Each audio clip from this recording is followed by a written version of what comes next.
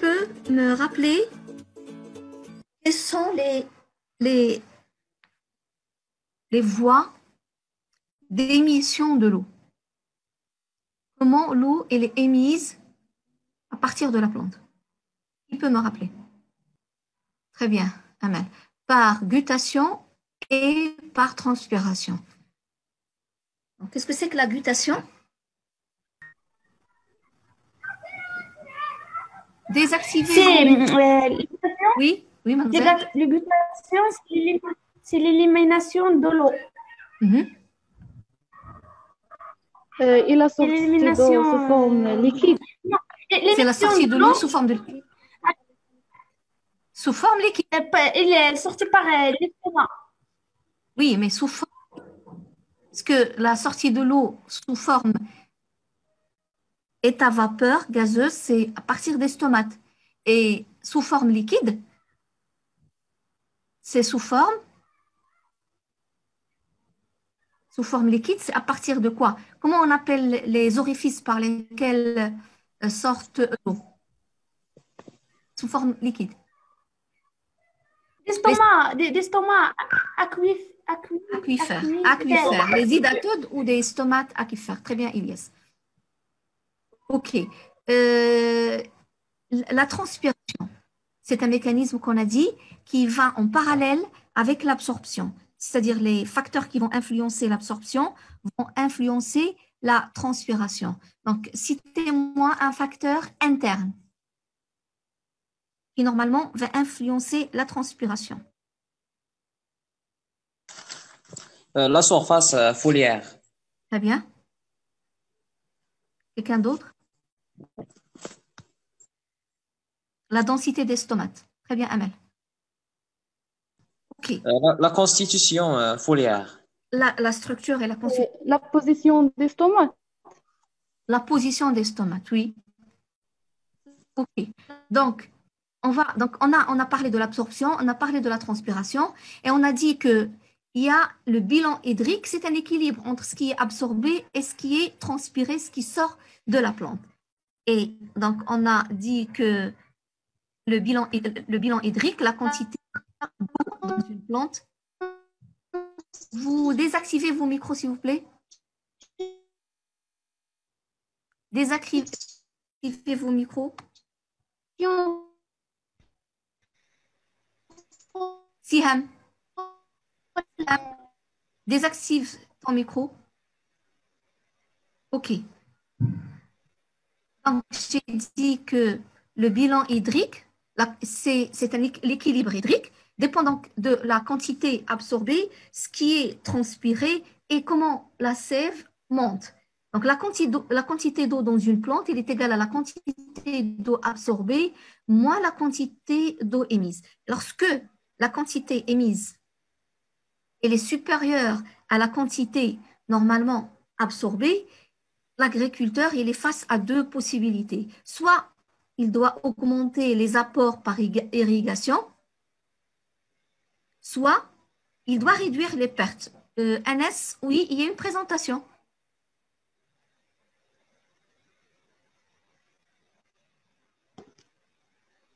Non, il n'y a pas de présentation, madame. Il n'y a pas de présentation? Vous ne voyez rien? Non. Oui, madame, on ne voyait pas rien. Ouais. Pourtant, j'ai... Ok, je reprends. Nouveau partage. Je vais repartager. Arrêtez d'abord le partage.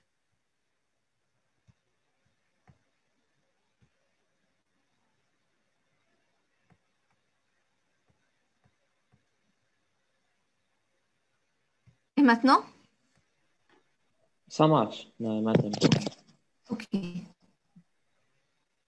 Donc, j'ai dit que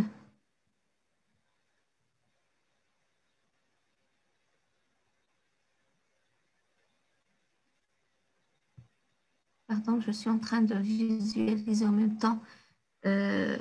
Donc, j'ai dit que la quantité d'eau dans une plante est égal à la quantité d'eau absorbée moins la quantité émise. Si la quantité émise elle est supérieure à la quantité d'eau absorbée, on est face à un stress hydrique, ça veut dire qu'il y a un manque d'eau. Donc, l'agriculteur, qu'est-ce qu'il va faire pour pallier à ce problème? Il a deux possibilités. Soit il va augmenter les apports par irrigation, soit il va réduire les pertes. Donc, réduire les pertes comment?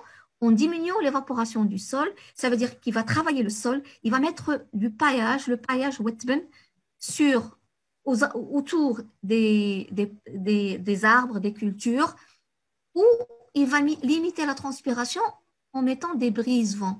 Vous vous rappelez, la dernière séance, on a dit que la transpiration augmente avec l'agitation de l'air. Donc, si il met des brises-vents, il va diminuer la transpiration, parfois des brouillards artificiels, il met un ombrage, etc. Ça permet de limiter la transpiration. Mais ça, c'est l'intervention de l'homme. Mais la plante elle-même, elle s'adapte au déficit hydrique. C'est-à-dire qu'elle a des réponses qui vont être physiologiques, morphologiques, biochimiques pour pallier au déficit hydrique. Yassine Boutahri, il pose la question, c'est quoi le malade? Donc, tu viens de rejoindre le cours, c'est ça, Yassine? Est-ce que j'ai posé la question, est-ce que vous n'avez pas compris quelque chose avant de commencer la nouvelle séance? Donc, je ne comprends pas le malade, madame. Ok, est-ce que quelqu'un peut répondre? C'est quoi le malade? Le malade ou l'acide malique? C'est une molécule qui est normalement qui existe au niveau des cellules, qui est synthétisée au niveau de la plante. C'est un acide. Le malade, l'acide malique. Okay? Tu veux la composition chimique ou tu n'as pas compris? Tu crois que le malade, c'est un phénomène ou quoi? D'accord, la composition chimique. La structure, c'est un acide. Oui, J'ai dit, oui. c'est un acide. Ça, c'est un acide. C'est bon? D'accord, d'accord. Oui, Okay, oui. donc, on arrivera au malade lorsqu'on va parler de la photosynthèse. On parlera en détail de l'acide malique. C'est un acide à 4 carbones. OK? Donc, je reviens. Madame? Oui.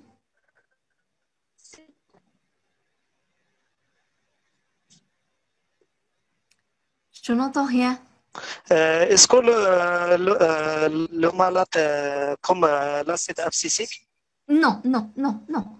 L'acide abscisique, c'est une phytohormone. Le malate, c'est un acide qui est synthétisé à 4 carbones. C'est une molécule à 4 carbones qui est synthétisée par la plante et elle joue un rôle dans le maintien de la pression osmotique au niveau des cellules. On va voir, par exemple, chez les plantes CAM, qui résistent au stress hydrique, on va le voir tout de suite tout à l'heure, là. Donc là, les plantes, ils vont s'adapter, l'adaptation métabolique par l'ouverture de la nuit, et donc pour pouvoir faire la photosynthèse, ils vont synthétiser l'acide malique. Donc on répondra en détail au rôle du malate dans la photosynthèse. OK? Donc, j'ai dit que les plantes, ils ont la capacité de s'adapter au déficit hydrique en répondant par des réponses physiologiques.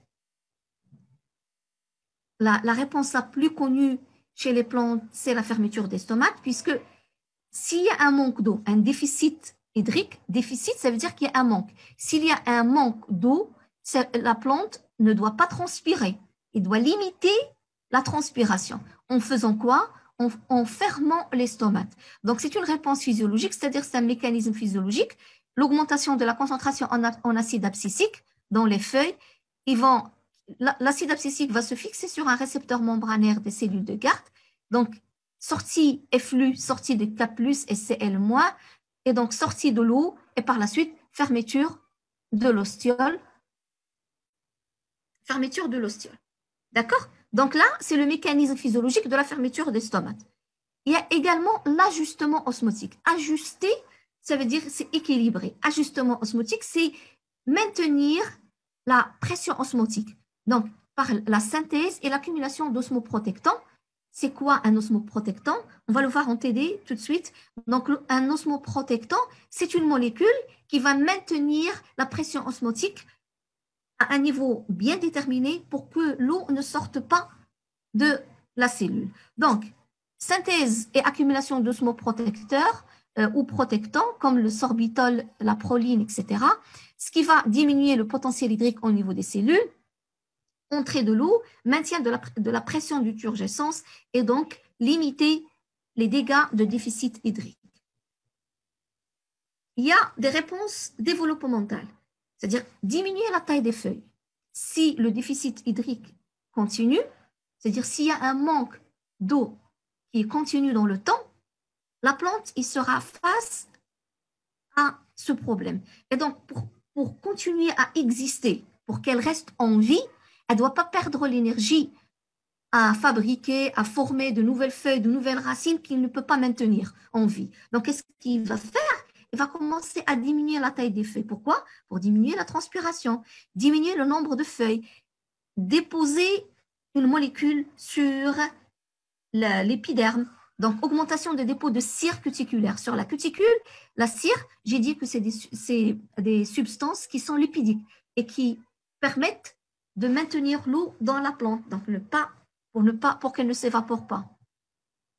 Des réponses adaptatives. Donc, les plantes adaptées au déficit hydrique, on les appelle xérophytes. Xéro, ça veut dire qu'il y a un manque d'eau. Xérophytes, c'est les plantes qui s'adaptent au déficit hydrique. Et là, un développement de système racinaire. En surface, il y a une ramification et en profondeur. C'est ce que vous voyez là, c'est une plante. Vous voyez l'appareil aérien, il est de très petite taille, alors que le système racinaire, il est très, très développé. Diminution de la surface foliaire, perte de feuilles avant la saison sèche, feuilles très réduites ou inexistantes comme chez les cactacées. Là, ce que vous voyez, c'est des tiges et les épines, donc c'est des jeunes feuilles. Là, c'est des tiges, les racines, et donc des feuilles qui n'existent même plus. Protection des stomates, enfuis au fond des cryptes. Surface foliaire recouverte de poils, c'est ce que vous voyez là. Donc, tout ça, ça permet quoi? Ça permet toujours de limiter la transpiration. Constitution des réserves d'eau, des tiges ou des feuilles contenant des parenchymes aquifères, des parenchymes qui permettent de stocker l'eau. Donc, on les appelle des parenchymes aquifères. Ça veut dire que c'est des cellules parenchymateuses avec des vacuoles, de très grandes vacuoles pour stocker l'eau et on les appelle des tiges succulentes ou des feuilles succulentes. Stockage de l'eau dans de grandes vacuoles. Adaptation métabolique, c'est l'adaptation des plantes CAM, c'est les crassulacées, des plantes qui ouvrent ses stomates uniquement la nuit. Donc, c'est une plante qui va ouvrir ses stomates la nuit. Donc, s'il ouvre les stomates la nuit, la photosynthèse, pour faire la photosynthèse, elle a besoin de la lumière. Donc, qu'est-ce qu'il va faire?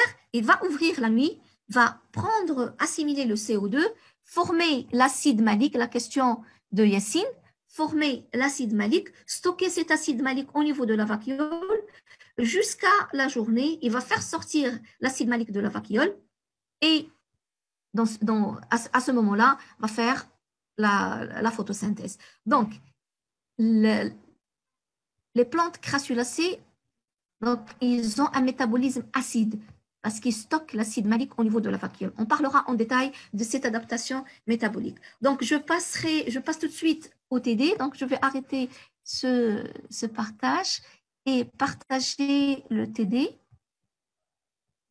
Donc, maintenant, est-ce que vous voyez? Oui, maintenant ça marche. C'est bon. Donc, on va continuer.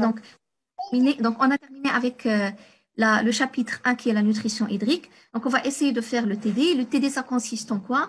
Ça consiste en un complément de cours où on va parler du stress hydrique et du stress osmotique chez les plantes.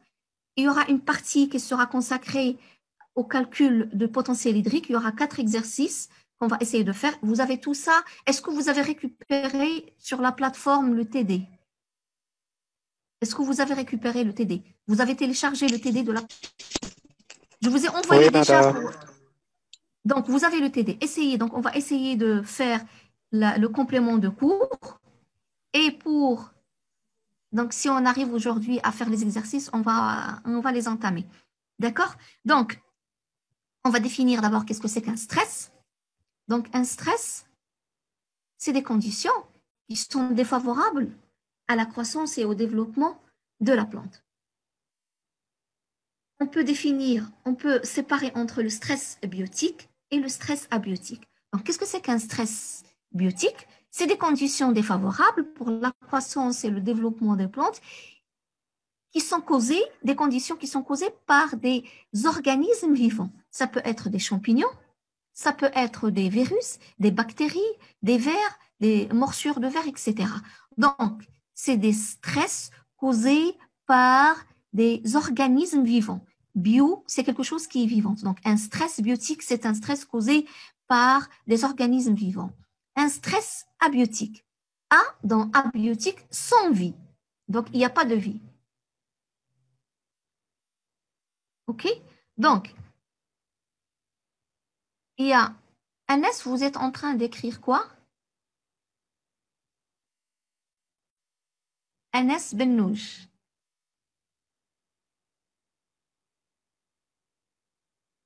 Ok, merci Anas. Tu étais en train d'écrire sur la diapo partagée entre nous, sans problème. Donc, le stress abiotique, donc c'est un stress qui est causé par des conditions où il n'y a pas de vie, sans abiotique. C'est sans bio, donc c'est sans vie. Donc, c'est les conditions de l'environnement. La température élevée ou basse, manque de nutriments, manque de l'eau, l'oxygène, l'hypoxie, une lumière intense ou une lumière insuffisante, les stress oxydants causés par les radicaux libres.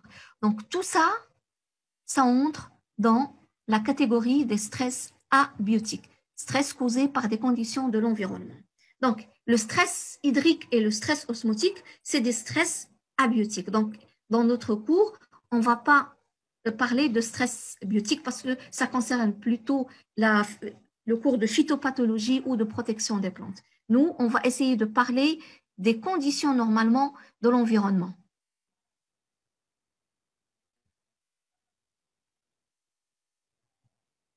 Donc, le stress abiotique est la cause primaire de perte de rendement. Donc, selon le service international pour l'application de la biotechnologie en agriculture, donc, ces pertes peuvent atteindre 50%. Là, vous voyez un stress biotique qui cause des pertes moyennes qui peuvent atteindre 12 700 kg par hectare, des pertes de 65%, 82, 69, 75, 80, 54%. Donc, c'est des pertes qui dépassent les 50% du rendement. Bien sûr, le stress biotique également, il cause des pertes, mais les pertes engendrées par les stress abiotiques qui sont beaucoup plus importantes. Donc, de multiples facteurs vont déterminer la réponse des plantes à l'environnement. C'est-à-dire qu'une plante, on l'a dit, elle est immobile, elle est fixée dans un endroit, dans un environnement bien particulier. Donc, cette plante, elle doit s'adapter aux conditions de l'environnement. Donc, elle va répondre aux facteurs de l'environnement. Il va répondre aux conditions de l'environnement. La réponse de la plante à l'environnement, elle va dépendre de plusieurs facteurs. C'est ce qu'on va essayer de détailler dans cette diapositive. Donc là, environnemental stress causé par l'environnement, facteurs. Il y a... Désactivez vos micros, s'il vous plaît. Il y a donc la sévérité. Donc là, c'est les caractéristiques du stress. Donc, ce sont les facteurs qui vont déterminer la réponse de la plante. Donc, la réponse de la plante, c'est quoi? C'est soit la résistance, soit la sensibilité. Donc, si elle est résistante, la plante elle est résistante au stress, elle va survivre, il va croître et se développer. S'il est sensible, il va mourir. Donc là, on est en train de voir quelles sont les caractéristiques de ce stress qui vont être déterminants pour la réponse de la plante. Donc, la sévérité du stress. Est-ce que c'est un stress sévère? Par exemple, je vais donner l'exemple de la sécheresse. La sécheresse, c'est un manque d'eau. Donc, c'est un stress hydrique. Il y a un manque d'eau.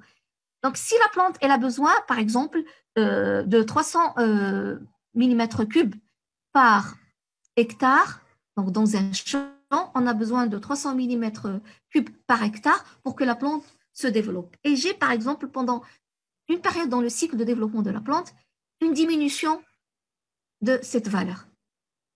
Pendant une diminution qui n'est pas très importante. Donc, au lieu d'avoir 300, j'ai par exemple 200 ou j'ai 250. Donc, c'est un stress, mais qui n'est pas très sévère. Mais par contre, au lieu d'avoir 300, j'ai 100 ou j'ai 75. Donc, ça, c'est un stress qui est très sévère. Donc, la sévérité du stress et la durée, sa durée. Est-ce que j'ai un manque d'eau au moment, par exemple, de la germination des graines?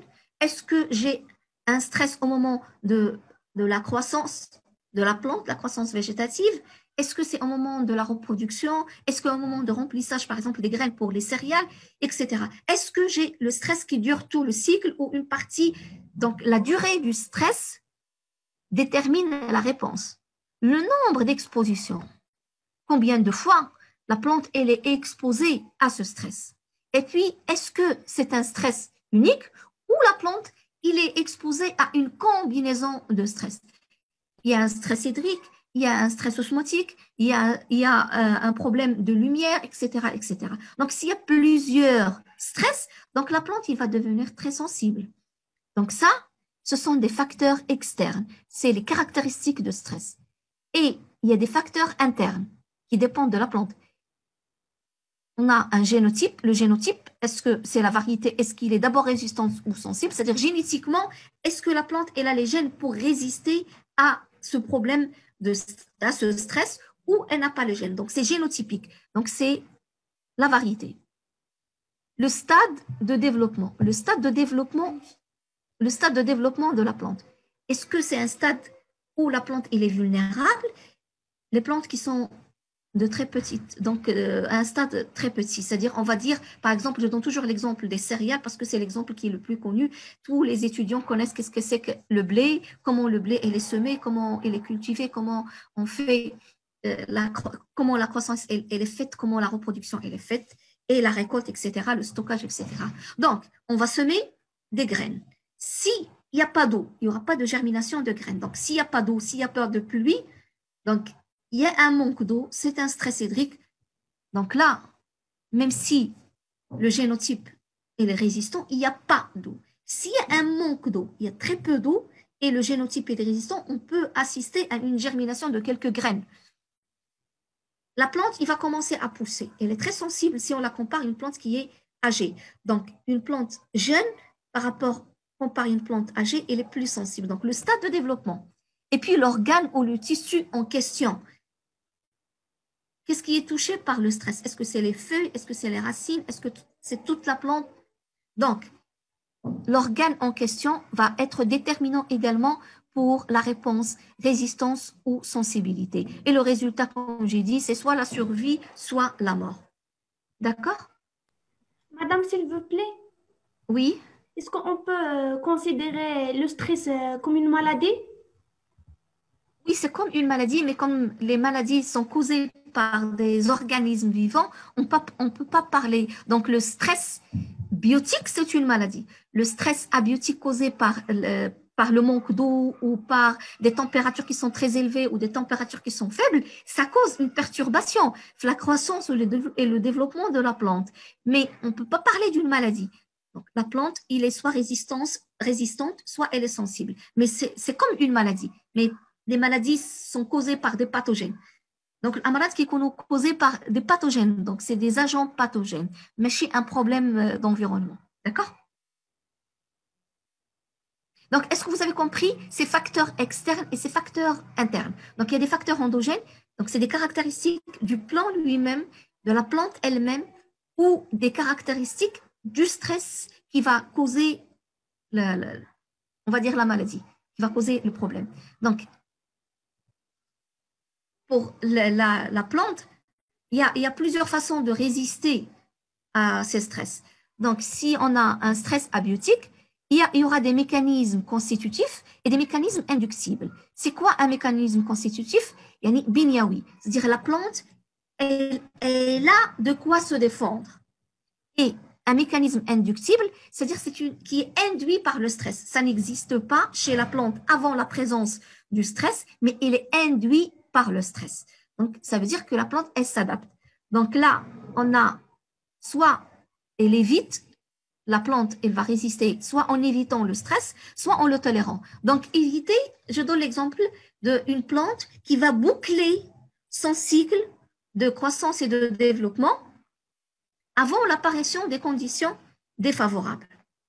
Donc là, elle va éviter, par exemple, des conditions défavorables. Soit elle va coexister, il va exister avec ce stress, mais il va le tolérer. Donc, je reprends.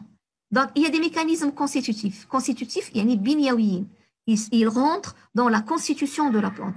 Et il y a des mécanismes qui sont inductibles, qui sont induits. Le stress, les mécanismes qui causent ces mécanismes, qui permettent à la plante de s'acclimater, de s'adapter et donc de résister au stress abiotique.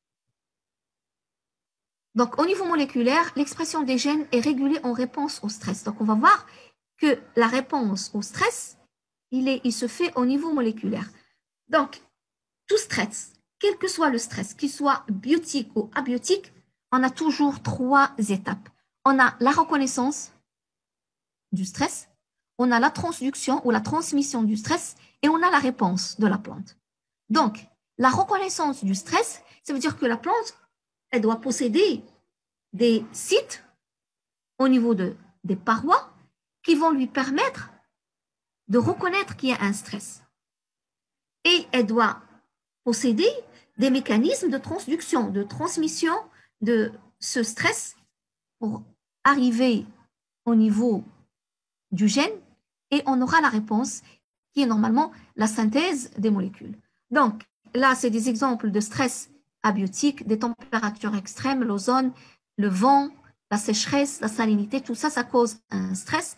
Donc, il y aura une reconnaissance du stress obligatoire. Donc, toute réponse pour que la plante soit efficace et qu'il peut normalement résister, il doit reconnaître le stress. Reconnaître le stress, le transmettre un signal et la réponse. La réponse, elle peut être donc physiologique, comportementale, de développement, etc. Donc, d'abord, je vais donner l'exemple d'un stress biotique. Comme ça, vous allez comprendre mieux ces 3 étapes.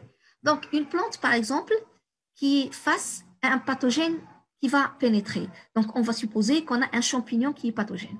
Et on a la plante. Si la plante, il reconnaît le pathogène, donc il y aura toujours des molécules qui sont émises par ce champignon, elles doivent être captées par la plante, reconnues comme quoi un pathogène existe aux alentours. Et un signal va être transmis à la plante pour contrecarrer. Donc, qu'est-ce qu'il va faire la plante? S'il le reconnaît avant qu'il ne pénètre, il va renforcer la paroi. Il va faire une réponse mécanique, c'est-à-dire elle va synthétiser des molécules qui vont être déposées au niveau des parois et empêcher le champignon de pénétrer. Donc ça, c'était reconnaître. Il y a un signal qui a été transmis, il y a une synthèse de molécules qui vont être déposées au niveau des parois. Si la plante ne reconnaît pas le champignon jusqu'à ce qu'il pénètre, une fois il a pénétré, elle a pu le reconnaître et il a pu transmettre, elle peut le tuer sur place. Donc, il a reconnu le pathogène, le signal a été transmis, il y a des molécules toxiques qui vont tuer le pathogène à l'intérieur de la plante. Donc, c'est ce que j'ai mis là, dans la première. Là, il y a pour les stress biotiques, il y a des gènes, il y a l'hypersensibilité, la résistance par hypersensibilité, la synthèse des protéines, etc. Donc là, il y a plusieurs molécules qui jouent un rôle pour la transmission et la transduction du signal et qui sont impliquées dans la réponse des plantes au stress. Donc, j'ai dit que reconnaissance, transduction ou transmission de signal, réponse de la plante. Donc, on va maintenant parler, là, je vais parler en général. Qu'est-ce que c'est qu'un stress biotique? Qu'est-ce que c'est qu'un stress abiotique? La réponse de la plante à un stress dépendra toujours de la reconnaissance du stress, de la transduction ou la transmission de signal. Et donc, on aura la réponse. La réponse est soit il va tolérer et elle est résistante, soit il va tolérer et vivre avec le stress, soit il va essayer de l'éviter, soit il n'arrive pas à résister ni à éviter, donc il va mourir et il va disparaître.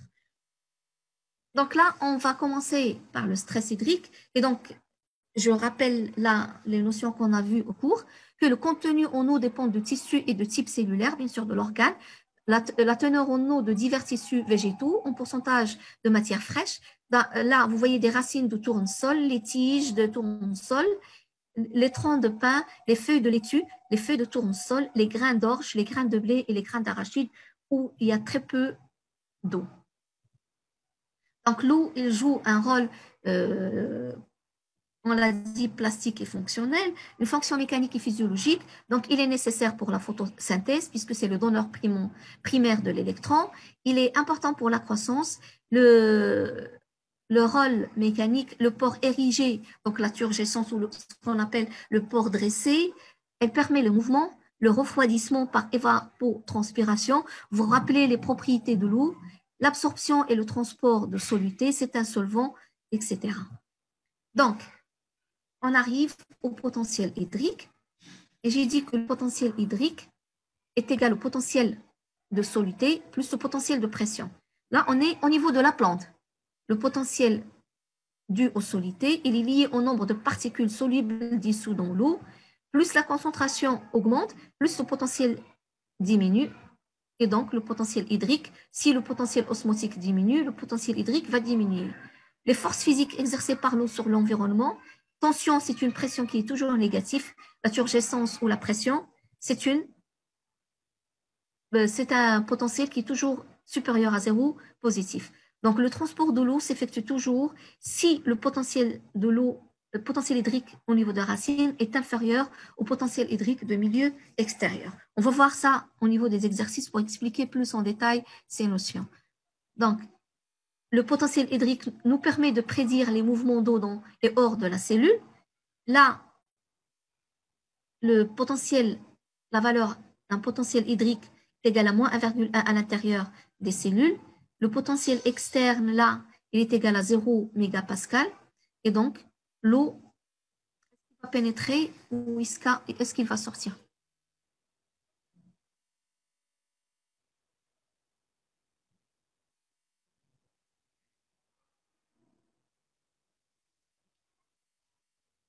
Là, qu'est-ce qu'il y a? J'ai, dans l'espace intercellulaire, le potentiel hydrique est égal à moins 1,1 mégapascal. Le potentiel au niveau des cellules, elle est égale à 0. Ce que je suis en train de dire est faux ou vrai? Qu'est-ce que vous avez sur la photo? Est-ce que vous êtes présent avec moi ou je suis toute seule en train de parler? Là, qu'est-ce qui est écrit là? La valeur intracellulaire, à l'intérieur de la cellule. Et là, la valeur externe, elle est égale à 0 mégapascal. Et là, elle est à moins 1,1 mégapascal. L'eau passe d'où? L'eau passe de potentiel hydrique élevé à potentiel hydrique faible. Donc, l'eau va pénétrer dans la cellule. Ok, très bien.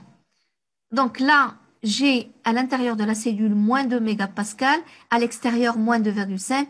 Donc, ce qui est à l'intérieur, le potentiel hydrique à l'intérieur, il est supérieur au potentiel hydrique. Donc, l'eau va sortir, j'ai plasmolyse et j'ai turgescence. Donc, quand la plante est-elle en déficit hydrique? Donc, quand est-ce qu'on va parler on va dire que la plante, elle est en déficit hydrique? Ça veut dire elle est en manque d'eau. C'est quand la quantité d'eau transpirée elle est supérieure à la quantité d'eau absorbée. Ce qui est émis est supérieur à ce qui est absorbé. Donc, les réactions de la plante à la sécheresse, ils vont dépendre de la vitesse d'évaporation de l'eau, de la durée du déficit hydrique, c'est ce que j'ai expliqué en premier, Donc ça, c'est un caractéristique.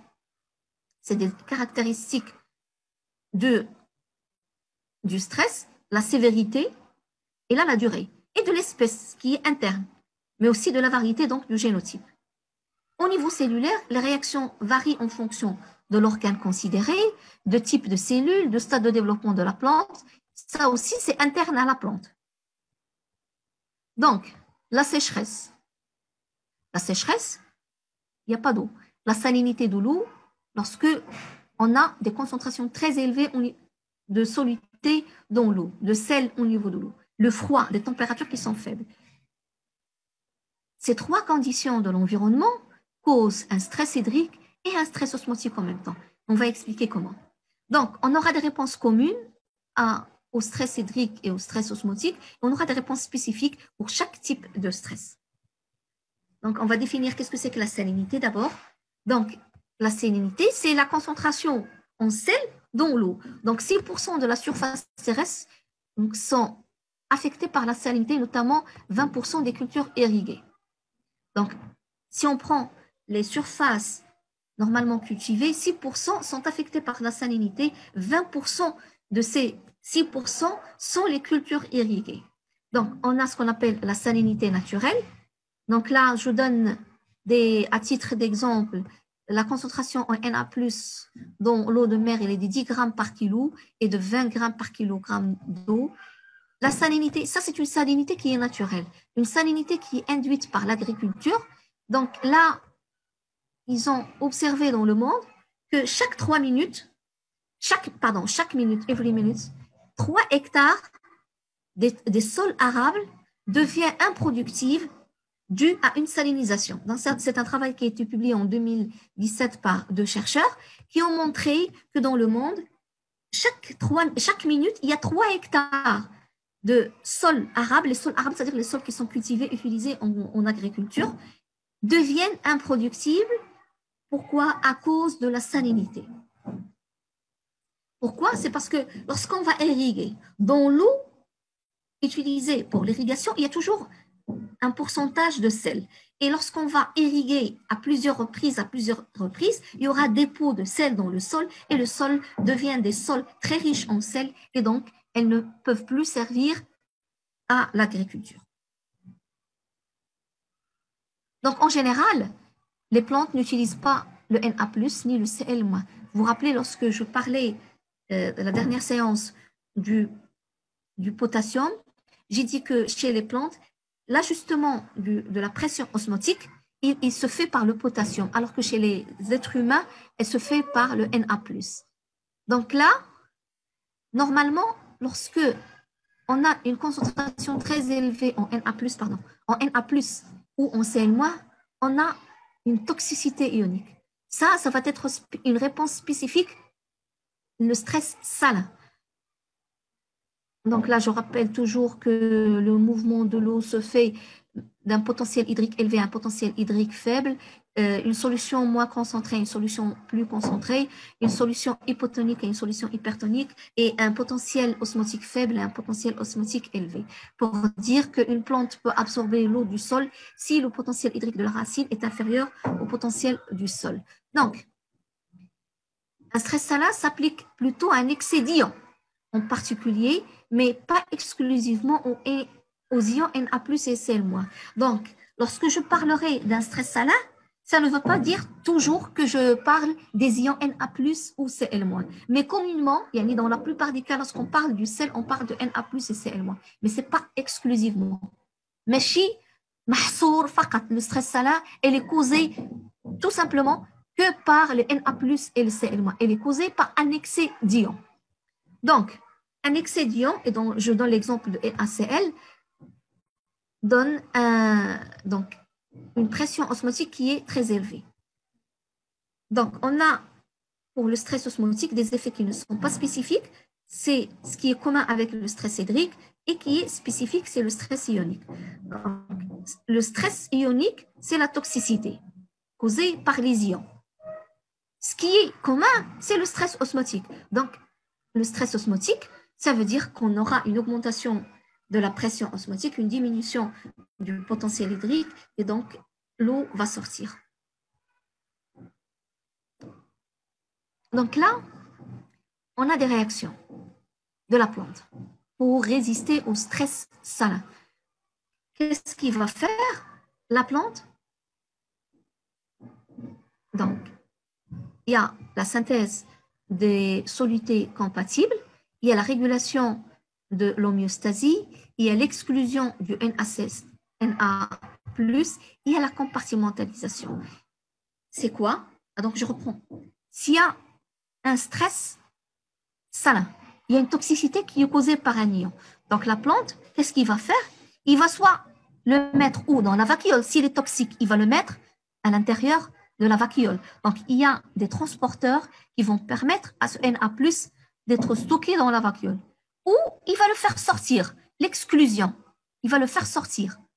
Donc, soit la compartimentation, soit l'exclusion. Soit il va normalement contrecarrer la pression osmotique qui est causée par ces ions, donc en synthétisant des molécules compatibles, et donc ça va permettre de réguler la concentration en Na+ à l'intérieur de cytoplasme.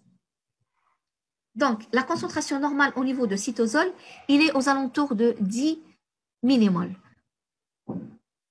Elle peut atteindre entre 10 et 50 millimoles avant d'être toxique. Donc, l'effet toxique varie bien sûr d'une espèce à une autre. Là, je donne des exemples pour avoir une idée sur les molarités. Donc, normalement, on a 10 millimoles. Le Na+, il est normal, la concentration elle est normale lorsqu'il est à 10 millimoles. L'effet toxique varie entre 10 et 50. On peut ne pas le voir qu'à partir de 50 millimoles. Ça dépendra bien sûr des espèces. Donc, exemple d'effet toxique de cet ion Na+, c'est qu'il va inhiber l'activité enzymatique. Donc, ils ont étudié in vitro l'activité enzymatique de certaines enzymes. Ils ont remarqué qu'à partir de 30 millimoles de NaCl, on a une inhibition. Inhibition dans certaines espèces à partir d'une concentration de 100 millimoles. Donc ça, c'est des espèces qui sont plus tolérantes. Donc ça, c'est un exemple de la toxicité des ions. Donc, s'il va inhiber l'activité de certaines enzymes ou carrément la synthèse de certaines enzymes, il va altérer par exemple des enzymes. Les enzymes, ce sont des protéines qui sont impliquées dans des réactions biochimiques. C'est des réactions qui sont importantes pour le métabolisme. Donc, si le Na+, il va inhiber l'activité enzymatique, donc qu'est-ce qu'il va faire? Il va agir sur le métabolisme. Donc, il est toxique. Donc, ça, c'est un exemple de toxicité de l'ion. Et là, c'est des exemples de concentration, de molarité de cet ion. Donc là, toujours, vous voyez que l'activité enzymatique, il commence à diminuer à partir de 50 millimoles de NaCl dans cet essai. Mais dans la nature, il existe des plantes qui tolèrent le sel et qui vivent dans les milieux salins. On les appelle des plantes halophytes. Des halophytes, c'est des plantes qui vivent dans les milieux salins. Exemple, la salicorne, le palétuvier, la soude, les spartines, la roquette de mer. C'est des espèces qui, normalement, ils ont la capacité de faire une détoxification, de rétablir l'homéostasie et de contrôler donc leur croissance dans ces milieux. Donc, la tolérance de la salinité chez les plantes, elle dépend de trois aspects. La possibilité de faire la détoxification. La détoxification, soit en faisant la compartimentation, c'est-à-dire en mettant l'ion toxique dans la vacuole, soit en faisant l'exclusion, le faire sortir. Donc, détoxification se fait par deux phénomènes. Soit l'exclusion, faire sortir l'ion toxique, soit la compartimentation, le mettre dans le compartiment vacuole pour détoxifier le cytosol. Rétablir l'homéostasie, ça veut dire rétablir les conditions physico-chimiques normales au niveau de la cellule et donc contrôler la croissance. Contrôler la croissance, c'est-à-dire au lieu d'avoir des plantes qui ont une croissance qui est très très importante, on peut réduire la croissance et tolérer la salinité. Donc, les plantes halophytes, ils ont besoin de plus d'électrolytes pour une croissance optimale. Donc, le NaCl, elles peuvent donc être cultivée, supporter des sols contenant des molarités allant de 20 à 500 millimoles de NaCl. Pourquoi? Parce qu'ils l'utilisent comme osmoticum. C'est comme les cellules animales et les cellules humaines. Au lieu d'utiliser le K+, pour réguler la pression osmotique, ils vont utiliser le Na+. Donc là, l'extrusion du NaCl par des cellules spécialisées, la compartimentation vacuolaire, le transport vers les parties aériennes jeunes, l'imitation de Na+, au niveau racinaire, etc. OK. Donc, le stress salin peut causer un stress hydrique. Pourquoi? Parce que si la concentration en sel au niveau du sol augmente, ça veut dire que l'eau sera retenue au niveau du sol. Le potentiel hydrique au niveau du sol va devenir très faible et l'eau va sortir de la plante. L'eau ne sort jamais de la plante, il s'évapore. L'eau, la plante ne peut plus absorber. D'accord? Ça, c'est un déficit hydrique qui est causé par un stress salin. J'ai des concentrations qui sont très élevées en sel au niveau du sol. Des concentrations très élevées en sel au niveau du sol entraînent une pression osmotique élevée, entraînent un potentiel hydrique faible. Si le potentiel hydrique au niveau du sol devient faible et celui de la racine est supérieur à celui du sol, la plante ne peut pas prélever l'eau et donc on a un déficit hydrique. D'accord? Donc, je vais passer au stress causé par des températures gélives, des températures qui sont très faibles, ou ce qu'on appelle le freezing stress. Donc, des températures inférieures à 0 degré. Mais avant ça, est-ce qu'il y a des questions?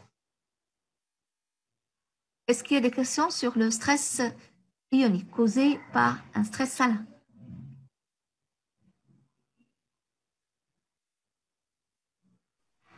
Donc, pas de questions. Je continue.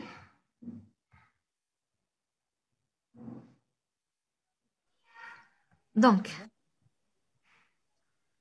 le stress salin, le freezing stress ou le stress qui est causé par des températures gélives inférieures à 0 degré, donc, suppose qu'il y aura un manque d'eau. C'est comme un stress hydrique. L'acclimatation pour résister à des températures inférieures à 0 degré est critique pour beaucoup des plantes pluriannuelles et les plantes bisannuelles. Les plantes pluriannuelles, ça veut dire les plantes vivaces qui ne vont pas disparaître au bout d'une année. Les plantes bisannuelles, le cycle d'Yelhoum, il se déroule sur 2 années. Donc, qu'est-ce qui cause les dommages? C'est la formation de glace et pas la basse température. Ce qui endommage le plus la plante, c'est la formation de la glace, à commencer par les membranes. On va essayer d'expliquer comment. Le stress par congélation est capable d'induire un stress similaire à celui provoqué par la sécheresse. L'eau gèle d'abord dans l'espace apoplastique en raison de la concentration plus basse en sel et aux autres molécules dans l'apoplaste. Donc, si l'eau, il va geler, l'eau émigre de symplaste à travers la membrane à l'apoplaste en raison du gradient du potentiel hydrique. Le potentiel de l'eau de la glace est très bas, alors que le potentiel hydrique de l'eau à température ambiante, s'il ne contient pas de sel, il ne contient rien, est égal à 0. Donc, le potentiel de l'eau de la glace, il est très bas. Et donc, là, s'il est très bas, l'eau va sortir. Donc, ça cause un potentiel hydrique. C'est un stress qui est similaire à la sécheresse. Donc, stress par carence d'eau dans la cellule et rupture des membranes. Là, la déshydratation porte à la dénaturation des protéines, la précipitation des molécules. Donc, après décongélation, on va assister à une lyse. Donc, l'exemple que je peux vous donner pour illustrer ça, lorsqu'on va mettre une pomme dans le congélateur et lorsqu'on va la faire sortir, est-ce que une pomme qui n'a pas été congelée peut être comparée du point de vue consistance avec une plante qui a été congelée et décongelée?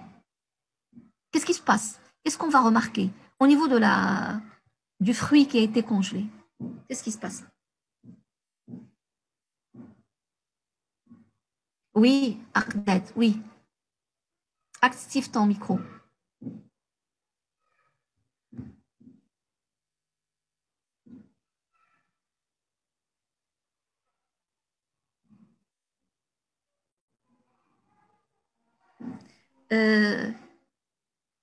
Qadar, c'est ça. C'est la question que vous posez, s'il vous plaît, comment on peut rendre des terrains cultivables par d'autres cultures. Je suis en train d'expliquer le stress par congélation. Je répondrai à ta question par la suite. OK? Donc, est-ce que quelqu'un peut d'abord répondre à la question? Si on prend un fruit, on le met en congélation et on va le faire sortir, qu'est-ce qui se passe? Qu'est-ce que vous remarquez? Comment il va devenir? Si on le compare à une pomme, par exemple, qui n'a pas été congelée. Elle devient mou. Molle. C'est Molle, ça. oui. Oui. On a l'impression, ça ne nous pourrit pas, oui, Ikram. Mais si on compare la consistance, elle est beaucoup plus molle que la plante, que le fruit qui n'a pas été congelé. Pourquoi? C'est parce qu'il y a une dénaturation, une rupture des membranes après décongélation. En fait, c'est ça, pardon. C'est ça. Il y a des modifications, des dégâts causés au niveau des membranes qui font que des lisses, qui font que on a ce qu'on appelle soft, il devient très, très molle parce que la paroi elle n'est pas comme au niveau du fruit normalement qui n'a pas été congelé, décongelé. C'est pourquoi il est déconseillé de congeler, décongeler, alterner, congeler. Donc, si on congèle, on décongèle une seule fois et on utilise. Donc, les plantes utilisent plusieurs stratégies pour survivre à des températures négatives. Donc là, je parle des plantes qui tolèrent la congélation. Parce qu'il y a des plantes qui ne tolèrent pas. Est-ce qu'il y a quelqu'un parmi vous qui vit à la montagne? Est-ce qu'il y a des étudiants qui vivent à la montagne?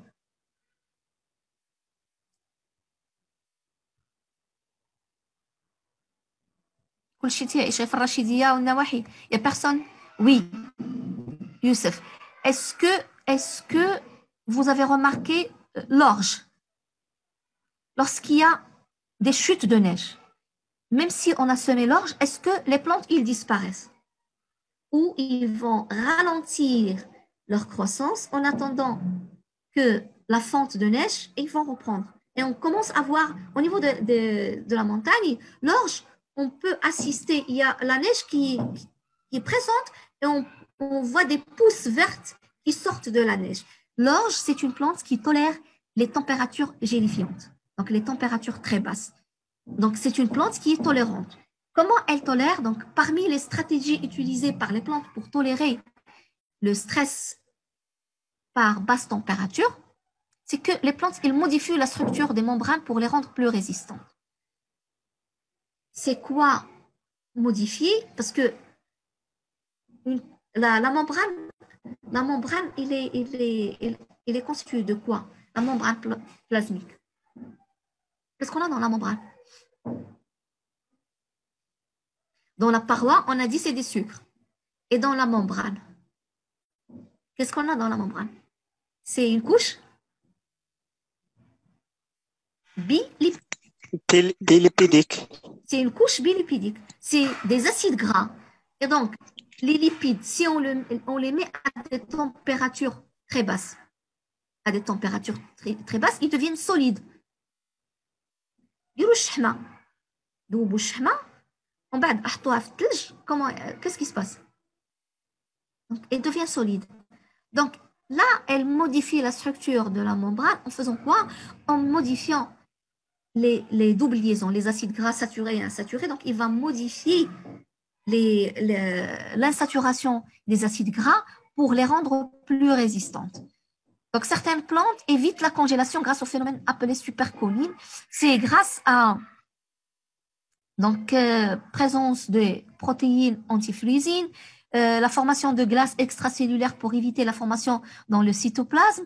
Donc, l'habilité à survivre à température plus basse de la température de congélation est spécifique au génotype. Donc là, c'est génétique. La résistance à des températures qui sont très basses, c'est génétique. La plante a la capacité de synthétiser des molécules, des osmolytes et des protéines antifluisines, qui retardent la formation de glace. La plante a dans son génome l'information génétique qui lui permet de synthétiser les acides gras. Donc,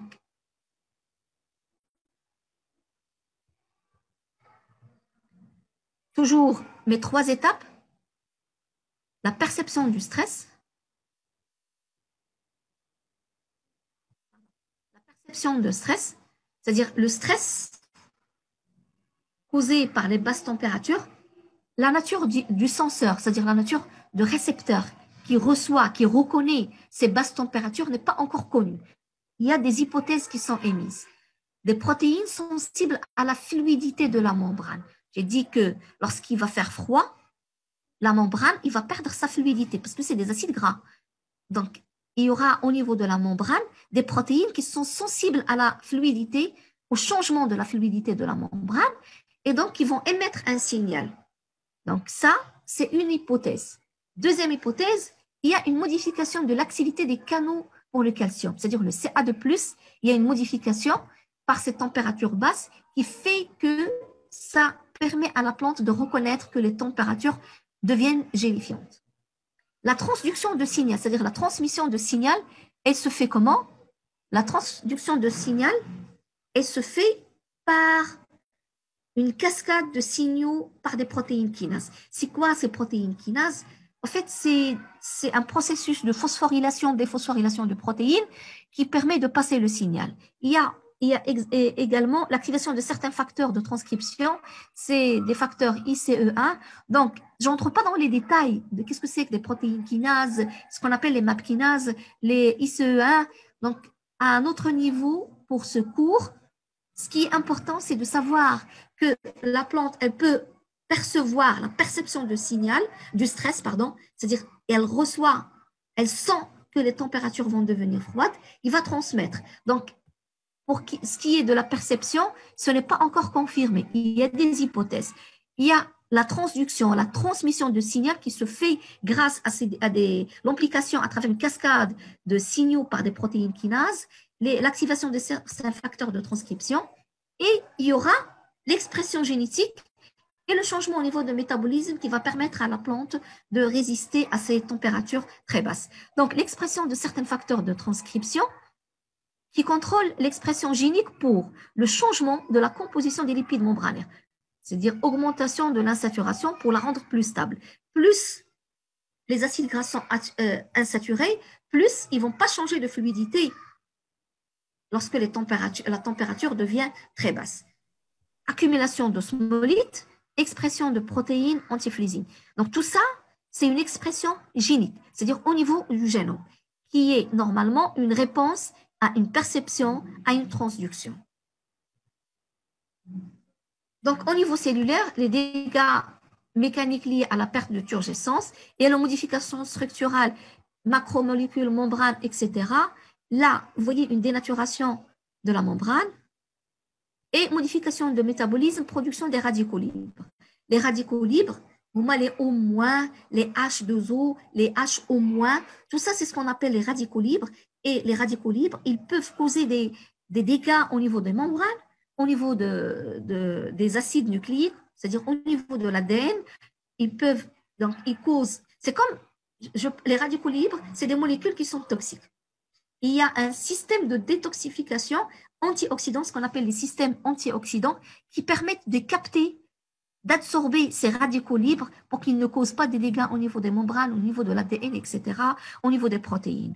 Donc, actuellement, la mode, c'est tout ce qui est, par exemple, cosmétique, tout ce qui est crème où il y a des antioxydants qui peuvent capter les radicaux libres, qui sont normalement synthétisés au niveau des cellules mortes. Une cellule qui vieillit, c'est une cellule qui va produire beaucoup de radicaux libres. Donc, ça, c'était spécifique. Là, c'est des réactions spécifiques au stress causé par les températures gélifiantes. On a vu là les stress, les réponses spécifiques, la détoxification, là, spécifique au stress ionique. Là, j'ai sauté. Ça, en fait, c'est un exemple pour l'orge. Les conditions typiques pour l'étude de l'acclimatation sont 3 degrés pendant 7 jours.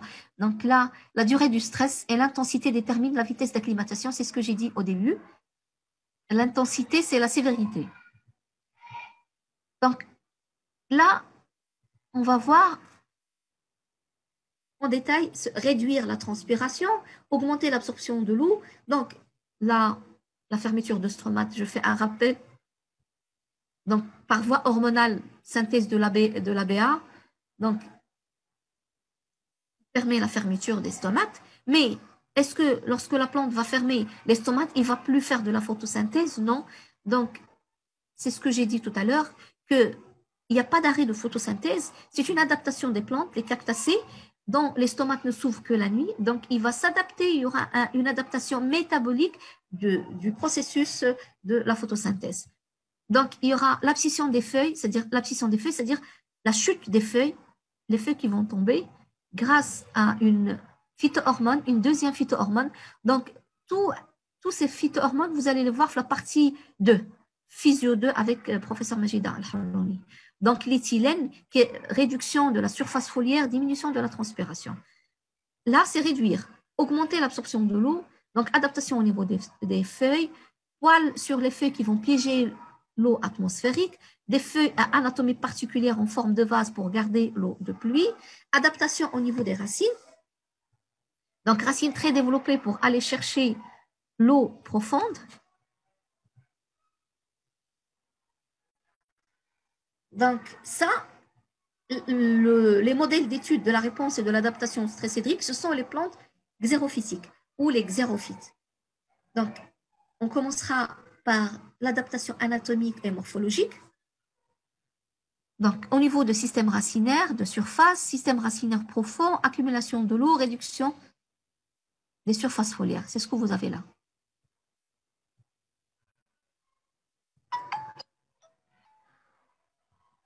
Donc, le mécanisme de limitation de l'eau, de la perte de l'eau, se fait à travers des adaptations.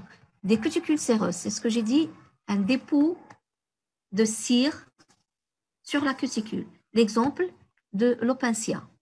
Le nombre réduit de stomates. Donc, ils réduisent le nombre de stomates. Des stomates qui sont engloutis au niveau des zones pellifères. Donc là, chez le pin, stomate ouverte la nuit, duvet à la surface, ce que vous voyez là, feuilles incurvées, donc qui vont s'enrouler, ils vont s'enrouler et se fermer. Stockage de l'eau, donc des feuilles séculantes, des tubercules charnus, des tiges succulentes, et là c'est des exemples, là vous voyez une tubercule charnue pour stocker, là c'est des tiges séculantes, et là c'est des feuilles succulentes.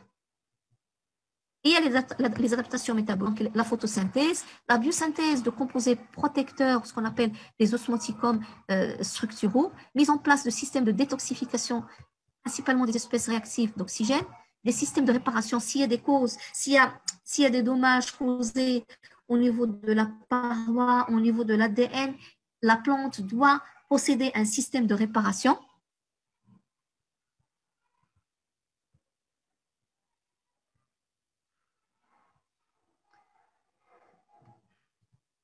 Pardon. Donc là, l'adaptation osmotique. Donc, je rappelle toujours, qu'est-ce que c'est qu'un déficit hydrique? Lorsque la plante ne peut plus absorber l'eau. Donc, l'ajustement osmotique, c'est le maintien de la turgescence des cellules. C'est-à-dire que même si j'ai un déficit hydrique, normalement, l'eau ne doit pas sortir. Je dois garder la turgescence des cellules. C'est ça, en fait, l'ajustement osmotique. Et comment la plante arrive à garder cette turgescence cellulaire, c'est en accumulant dans le cytoplasme des composés osmoprotecteurs, ce qu'on appelle les osmolytes. C'est-à-dire une accumulation des composés qui vont faire en sorte que le potentiel hydrique va devenir très très faible au niveau des cellules. Donc, la réponse, en réponse à la perte de turgescence, donc régulation de transport des ions H+, et K+, ça sont les osmoticomes, donc pour permettre la régulation de la pression osmotique, qui peut être faite par des osmolytes, la proline, la glycine bétaïne, l'accumulation de sucre, et on assiste également à la modification de l'expression de génome carrément. Donc, qu'est-ce que c'est que les osmolytes ou osmoprotectants, composés osmoprotecteurs? C'est des composés qui sont solubles, bien sûr, ils doivent être solubles au niveau du cytoplasme, compatibles avec ce qui est dans le cytoplasme, ils ne doivent pas rester insolubles. C'est des composés organiques. Ils ont la propriété physique et biologique d'être compatibles, même à forte concentration, avec les fonctions métaboliques. Ça veut dire qu'ils ne sont pas toxiques, ils ne vont pas causer des dégâts au niveau normalement de, au niveau de la cellule. Donc, c'est des molécules qui sont très solubles, qui sont neutres au pH physiologique. Pourquoi, à votre avis, ils ne doivent pas être ionisés au dipôle? Ça veut dire ionisés au dipôle, ils ne doivent pas porter des charges, ni positives ni négatives. Pourquoi, à votre avis?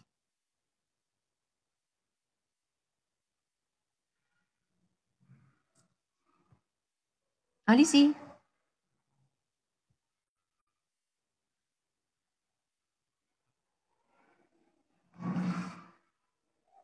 Si j'ai une molécule qui est chargée, vous vous rappelez lorsque je parlais au niveau des cellules de garde, l'ouverture et la fermeture des stomates, lorsque je parlais de l'électroneutralité de la membrane, c'est que si j'ai normalement une activation de la pompe à protons, une sortie des H+, j'ai une hyperpolarisation, parce que j'ai des charges plus qui vont être en excès à l'extérieur, une hyperpolarisation, et donc ça va normalement modifier le fonctionnement des ponts potassiques, ces canaux potassiques, les transporteurs, etc. Donc, ces molécules ne doivent pas porter de charge. Pourquoi? Pour ne pas modifier l'électroneutralité de la membrane. Donc, des molécules neutres au pH physiologique. Elles doivent être bien sûr localisées dans le cytoplasme, au niveau de cytosol, pour pouvoir rétablir cette homéostasie. Donc, à l'origine, ces osmoprotectants ou osmoprotecteurs ont été mis en évidence au niveau des bactéries qu'on a cultivées dans des milieux de culture contenant des concentrations en NaCl de plus en plus élevées. Et on a remarqué que les bactéries qui n'arrivent pas à synthétiser ces osmoprotecteurs, leur croissance elle est très faible, alors que lorsqu'on a ajouté les composés osmoprotecteurs, ces cellules arrivent à la croissance, c'est-à-dire le nombre de cellules, il est très important, c'est-à-dire la croissance et la multiplication, elle est très importante.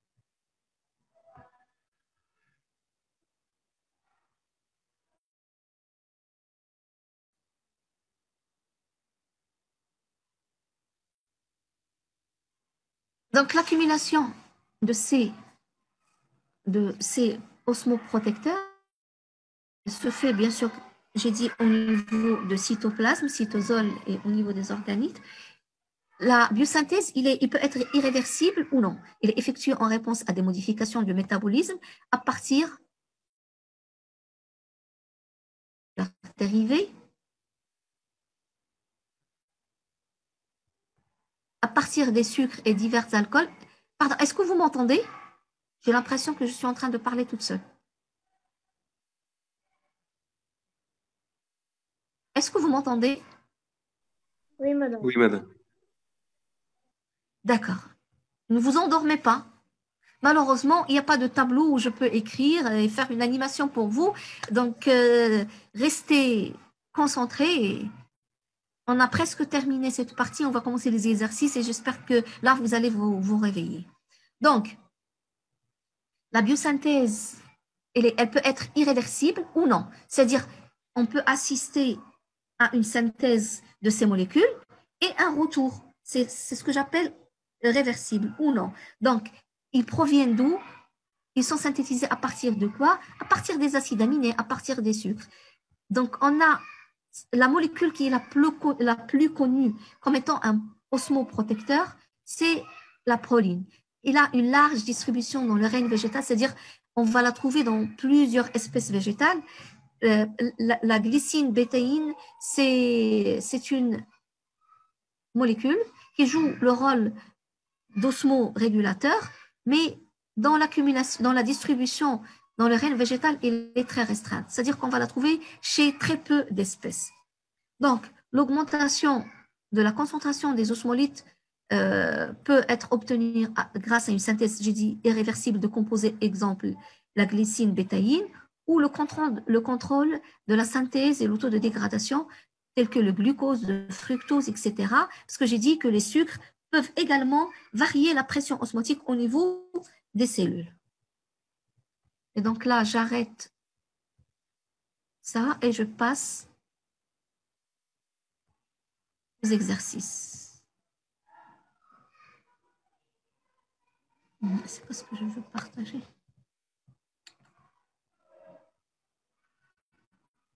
Est-ce que vous êtes en train de voir le corriger?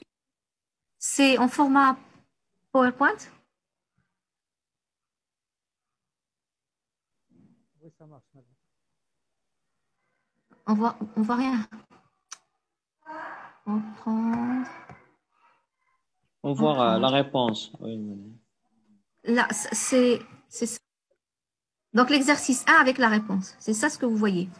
Donc, ça, c'est les exercices que je vous ai donnés au niveau du polycopier de TD. Donc, on a 4 exercices. On va essayer d'aller donc tout doucement et ça concerne le potentiel hydrique. Donc, l'exercice 1, on plonge une cellule d'épiderme d'oignon rouge dans une solution de saccharose 0,5 molaire. On n'observe pas de mouvement d'eau. Donc, on nous demande de déduire le potentiel osmotique de cette cellule, sachant que son potentiel de turgescence est de 6 atmosphères. Donc, je vais arrêter le partage et j'attends de vous donc, une réponse. D'accord? Donc, sur l'exercice, on a une cellule qu'on a prélevée de l'oignon, de l'épiderme de l'oignon, qu'on a mis dans un bécher contenant une solution de saccharose à 0,5 molaire. Et on n'a pas observé de mouvement d'eau. Ça veut dire quoi qu'on n'a pas observé de mouvement d'eau? Ça veut dire que la cellule, elle est restée turgescente et n'a pas augmenté de volume. Donc, elle n'a pas augmenté de volume, ça veut dire qu'il n'y a pas d'entrée d'eau. Il n'est pas plasmolysé, ça veut dire qu'il n'y a pas de sortie d'eau. C'est ça, pas de mouvement d'eau. Donc, on nous demande de calculer le potentiel osmotique de cette cellule, sachant que son potentiel de turgescence est de 6 atmosphères. Est-ce que quelqu'un peut me répondre? Ça veut dire quoi? Mohamed, vous me dites que 6 atmosphères. Ça veut dire quoi, 6 atmosphères? Le potentiel osmotique, il est de 6? Non. Non, madame, je veux dire qu'elles ont le même potentiel. Le même potentiel? Quoi? Le même potentiel? Pas de présentation, oui. Il n'y a pas de partage parce que je pense d'abord avant de partager. Il n'y a pas de partage. Le même potentiel hydrique. C'est-à-dire que j'ai le même potentiel hydrique au niveau des cellules de l'épiderme qu'au niveau de la solution. C'est ça? Oui. Donc, je vais partager. Donc, on n'observe pas de mouvement d'eau. On n'observe pas de mouvement d'eau. Ça veut dire que le potentiel hydrique de la solution, il est le potentiel hydrique de la cellule. Oui. Oui. On n'observe pas de mouvement, donc le potentiel hydrique de cellule est égal au potentiel hydrique de milieu. De milieu externe, qui est la solution de saccharose. Oui. OK. Donc là, le potentiel hydrique de la solution, il est égal à quoi? Il est égal au potentiel hydrique osmotique. Oui. Normalement, le potentiel hydrique au niveau de la solution, il est dû uniquement au saccharose, au soluté qui est égal au saccharose. Donc, le potentiel hydrique au niveau de la solution est égal à moins la pression osmotique. La pression osmotique, c'est RTC. R étant la valeur égale à 8,3 10 puissance 3 joule moins 1 Kelvin moins 1. Température absolue en Kelvin. C, c'est la concentration. Donc, R, c'est la constante des gaz parfaits. OK? J'attends de vous que vous répondiez. J'ai perdu le mot. Donc, la constante des gaz parfaits, R est égale 8,3 10 puissance 3 joule mol moins 1 Kelvin moins 1. T, c'est la température absolue. C, c'est la concentration molaire de la solution en mol litre moins 1. Et donc, la pression osmotique, elle est donnée en pascal. D'accord? Donc, là, le potentiel hydrique de la solution est égal à moins RTC. R 8,32 10 puissance 3. C'est ça, là, lorsqu'on ne donne pas la température, on met toujours 27 degrés. Il est en Kelvin, donc ça, 27 degrés Celsius. En Kelvin, c'est 273. 0,5, c'est la molarité. Donc, c'est moins 1248 10 puissance 3 pascal.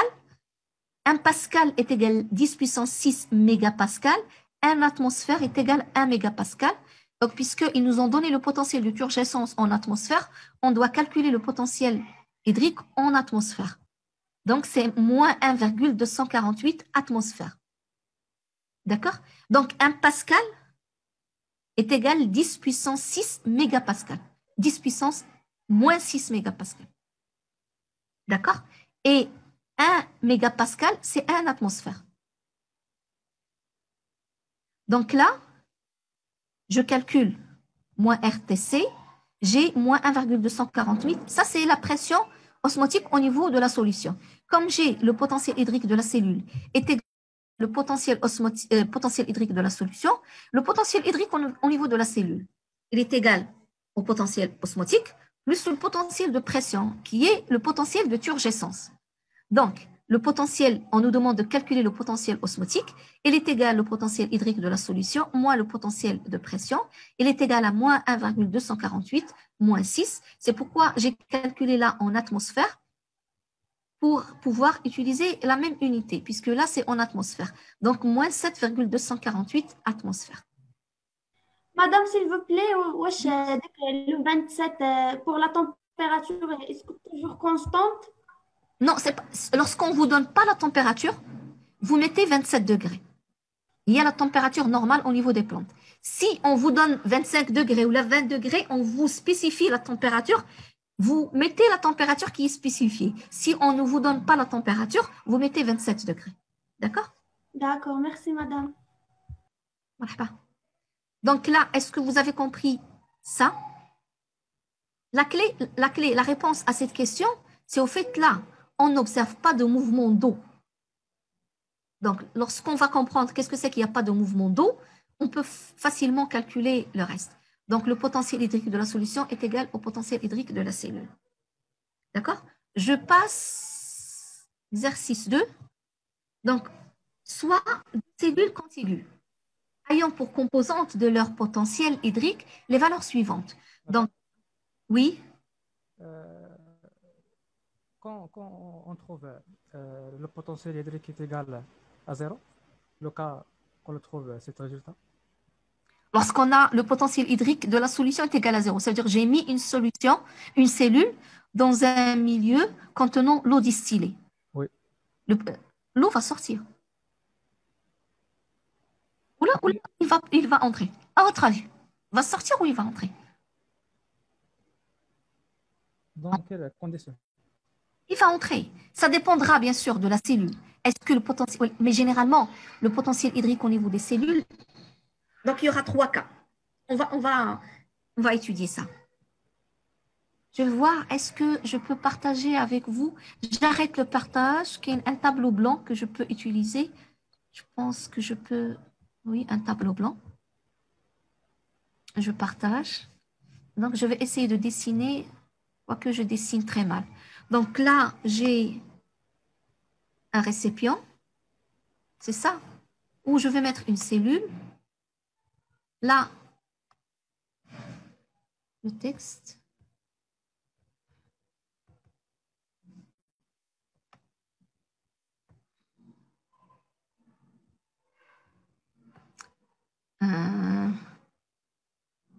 Vivement que les conditions redeviennent normales et qu'on arrive à utiliser. Donc là, j'ai l'eau distillée, c'est ça? C'est ça la question. J'ai l'eau distillée. Et là, on va voir. Donc, l'eau distillée, le potentiel hydrique pour l'eau distillée, le potentiel hydrique,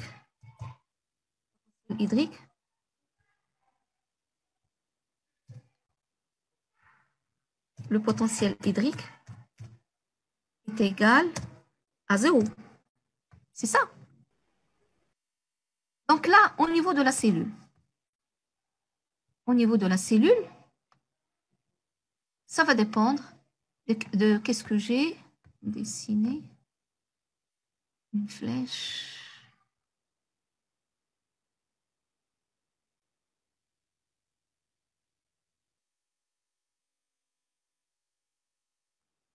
Je maîtrise mal l'outil.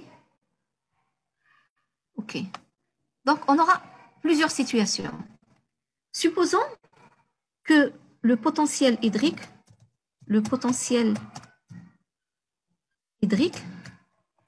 il est égal à, comme on l'a vu tout à l'heure, il est égal à moins, par exemple, moins 1,234. Je ne me rappelle plus la valeur. Atmosphère. OK? Premier cas. Donc, dans ce cas, l'eau va pénétrer ou l'eau va sortir? L'eau va pénétrer. Va pénétrer. Va pénétrer. OK. On va voir deuxième cas. Un potentiel hydrique qui est égal à 0. Il n'y aura pas d'entrée d'eau, ni de sortie d'eau. Pas de mouvement. Pas de mouvement. Troisième cas. Lorsque j'ai, par exemple, potentiel hydrique est égal à 0,1. Dans ce cas, l'eau va sortir. Donc, ça dépendra des cas. Donc, raisonnez toujours en potentiel hydrique. Ne raisonnez pas en concentration. Est-ce que je n'ai pas de soluté, je n'ai pas de glucose? Ça dépendra de ma cellule, du potentiel hydrique au niveau de ma cellule. Donc là, l'eau distillée, il a un potentiel hydrique qui est égal à 0 à température et pression atmosphérique ambiante. Pas comme tout à l'heure, lorsque je parlais de température gélifiante, lorsqu'il fait très froid, l'eau distillée va devenir glace. Son potentiel hydrique, il est très bas, très bas. Je n'ai pas la valeur dans ma tête, mais il est très bas.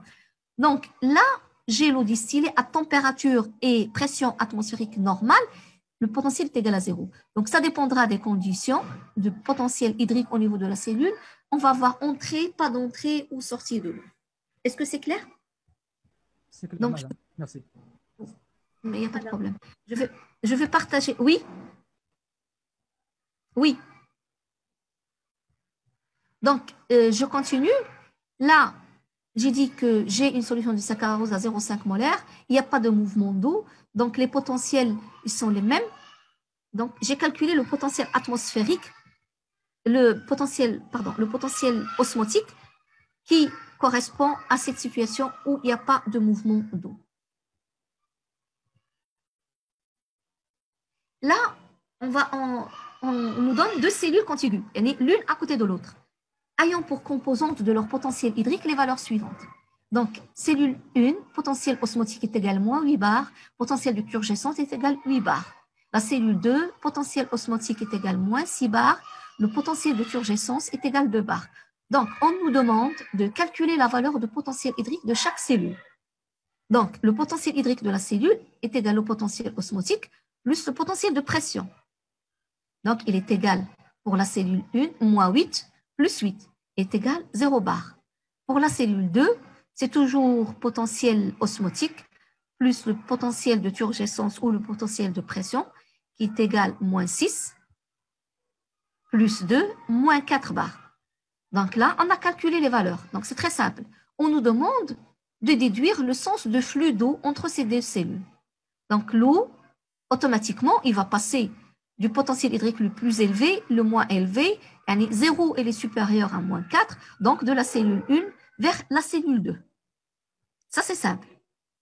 Donc, on nous dit que donner la valeur de potentiel hydrique de ces deux cellules à l'équilibre, sachant que leur volume est identique et leurs capacités hydriques sont semblables et égales à une même constante. C'est-à-dire que ces deux cellules, elles peuvent contenir un même volume d'eau, ils peuvent croître à une valeur qui est la même. Exemple, غنعطيكم l'exemple ثاني ديال داك الصندوق ديال الخشب والنبوله ديال الماء. دونك بحال قلنا لا ميم ديمونسيون اللي عندنا في داك الصندوق بنفس لا ميم شوز، يعني هذيك لا بواط اون بوا لا ميم épaisseur les mêmes dimensions عندنا في les deux cellules. La turgescence elle est la même، يعني نفس النبوله اللي غادي نديرو غادي تقدر تتعمر de la même façon. دونك هذا هو le volume est identique et leurs capacités hydriques sont semblables. Donc, on nous demande de calculer que va devenir le potentiel hydrique. Donc, on va mettre le potentiel hydrique de la cellule 1 plus le potentiel hydrique de la cellule 2 divisé par 2.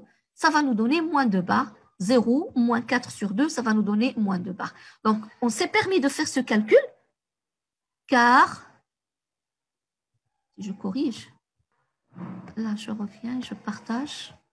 Pardon, j'ai voulu corriger, donc il y avait une P qui s'est glissée. On peut donc effectuer ce calcul. Je ne sais pas corriger le E, donc il faut enlever le E, car les deux cellules ont la même capacité hydrique et le même volume. Pardon, je corrige. OK. Donc, on peut effectuer ce calcul car les deux cellules ont la même capacité hydrique et le même volume. Donc, on peut mettre le potentiel hydrique de la cellule 1 plus le potentiel hydrique de la cellule 2 divisé par 2. Ça nous donne moins 2 bar. Est-ce que c'est clair? Oui, madame, c'est clair. C'est bon. Je passe l'exercice 3. Donc, l'exercice 3, on place donc, des frites découpées dans un tubercule de pommes de terre préalablement mesuré dans des tubes contenant des concentrations différentes en saccharose. Donc, si le potentiel hydrique de la cellule est inférieur à celui de la solution de saccharose, donc l'eau pénètre dans la cellule et son volume augmente. Donc, la longueur de la frite il va augmenter. Les résultats obtenus sont présentés dans la figure suivante. On nous demande de déterminer le potentiel hydrique des cellules de la pomme de terre. Donc, qu'est-ce qu'on a fait? On a découpé des morceaux de pommes de terre qu'on a mesurés et on les a mis dans des béchères, dans des tubes contenant des concentrations différentes en saccharose. Donc là, qu'est-ce que j'ai dans l'axe des abscisses? J'ai la concentration du saccharose en mol litre moins 1. Et là, qu'est-ce que j'ai en ordonnée? J'ai la variation de la longueur en pourcentage.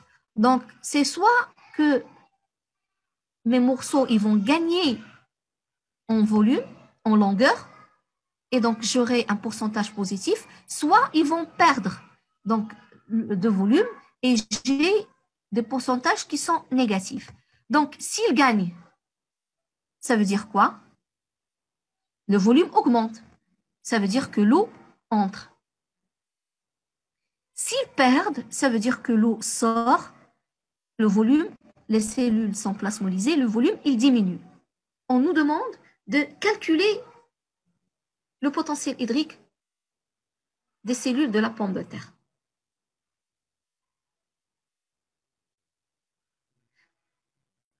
Donc, pour calculer ce potentiel hydrique, on va se mettre à l'état d'équilibre où il n'y a pas de mouvement d'eau entre les cellules de la pomme de terre et la solution externe.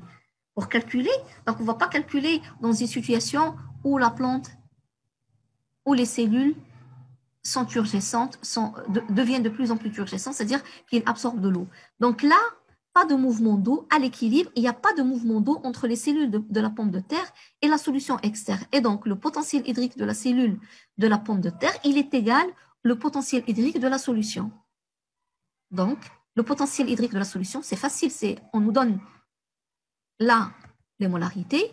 Je vais voir quand est-ce que j'ai pas d'entrée d'eau, c'est là. C'est à ce niveau-là où la variation de la longueur en pourcentage, il est égal à 0. C'est ici. Donc, je suis à peu près à 0,312 mol litre moins 1.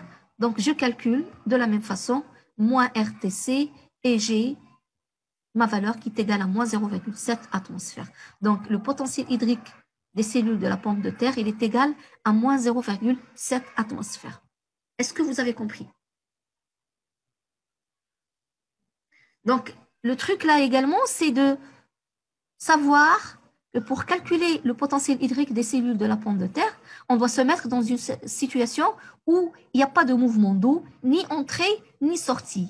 Et la situation où il n'y a ni entrée, ni sortie, c'est lorsque le potentiel hydrique des cellules des pommes de terre de la pomme de terre est égal au potentiel hydrique de la solution.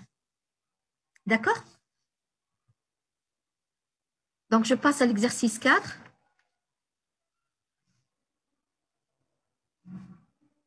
Vous suivez? Vous êtes encore là? La survie des plantes, des tomates a un stress osmotique. Là, on va appliquer un stress osmotique. Donc, des plantes de tomates sont cultivées à 27 degrés sur une solution nutritive standard de concentration osmolaire totale 0,1 osmolarité. Et afin de tester la résistance de ces plants au stress hydrique, on ajoute des concentrations croissantes de polyéthylène glycol, PEG, à la solution nutritive. Le PEG est une substance hydrosoluble non ionisable qui ne pénètre pas dans les tissus des végétaux. On considère que le potentiel hydrique des racines, mesuré au niveau de xylème, ne varie pas dans les différentes conditions testées. Et on nous donne le potentiel hydrique de la racine qui est égal à moins 0,75 mégapascal. Et je vais essayer d'arrêter le partage, de partager l'écran blanc et de dessiner, de reproduire l'expérience. Donc là, on fait effacer, c'est ça. Effacer tous les dessins. OK. Et je dessine. Donc, je prends un airline où je mets donc une solution nutritive. Là, le texte.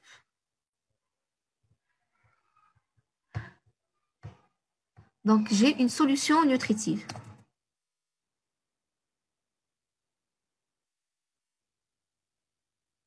Là, j'ai une plante.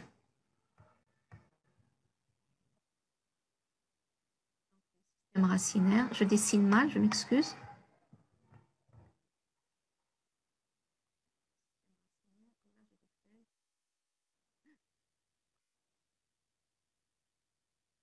Donc, c'est ma plante. Là, dans cette solution nutritive, qu'est-ce que j'ai mis? Pourquoi? D'abord, c'est une culture hydroponique. Ça veut dire lorsqu'on cultive la plante dans une solution nutritive et pas dans le sol, on parle d'une solution nutritive. C'est-à-dire c'est de l'eau contenant les éléments nutritifs. Là, on va ajouter dans la solution nutritive, qu'est-ce qu'on va ajouter? On va ajouter de polyéthylène glycol. Donc, on va mettre le PEG. Et c'est quoi ce PEG? C'est une substance qui est hydrosoluble, c'est-à-dire qu'il est soluble au niveau de la solution. Il n'est pas ionisable, c'est-à-dire qu'il ne porte pas de charge pour qu'il ne cause pas de dommages au niveau des parois, des membranes des racines. On va augmenter la concentration en PEG. Donc, on nous demande d'expliquer comment ce protocole expérimental, il va mimer des conditions de stress hydrique. C'est-à-dire qu'il va reproduire, qu'il va donner des conditions de stress hydrique. À votre avis, comment?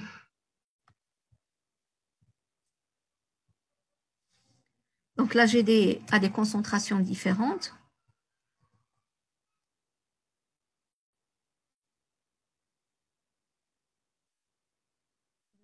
Le PEG, il est à des concentrations différentes. Donc, comment lorsqu'on va ajouter le PEG, on va simuler un stress hydrique? Pourquoi, à votre avis? Parce que la substance PEG empêcher l'entrée de l'eau. Oui, elle va pouvoir empêcher l'eau, mais quand est-ce qu'il va empêcher l'eau? Donc, je partage encore le... Pardon.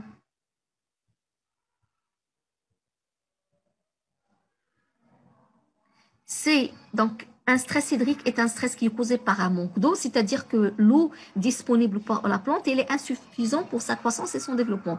Là, je suis en train d'expliquer qu'est-ce que c'est qu'un stress hydrique. Dans cette expérience, on utilise une substance qui est hydrosoluble, qui ne pénètre pas dans les cellules végétales, et une augmentation de sa concentration dans le milieu externe, il va entraîner une augmentation de la pression osmotique et donc une diminution de potentiel hydrique. Et donc, si le potentiel hydrique au niveau de la solution hydroponique devient inférieur ou égal au potentiel hydrique de la racine, la plante ne peut plus, normalement, je dois mettre un plus là, ne peut plus absorber l'eau et donc on assistera à un stress hydrique. D'accord? Est-ce que c'est clair? C'est-à-dire, parce que là, on a mis une substance qui va augmenter la pression osmotique. Lorsqu'on va augmenter sa concentration, elle va augmenter normalement la concentration, la pression osmotique, et il ne va pas pénétrer, parce que si elle pénètre, on peut assister à un équilibre entre le milieu extracellulaire et le milieu intracellulaire. Mais là, c'est une substance qui va rester dans la solution nutritive, et d'autant plus qu'on va augmenter sa concentration que le potentiel hydrique va diminuer et la plante ne peut plus absorber l'eau, donc on va assister à un stress hydrique. OK? Deuxième question, on nous demande de déterminer la concentration en PEG qu'il faut ajouter à la solution nutritive standard pour atteindre le point de flétrissement permanent. Pardon, là, je vais fermer. Je vais partager le Word. OK. Est-ce que vous voyez le partage, là, le fichier Word? Est-ce que vous le voyez? Oui, madame.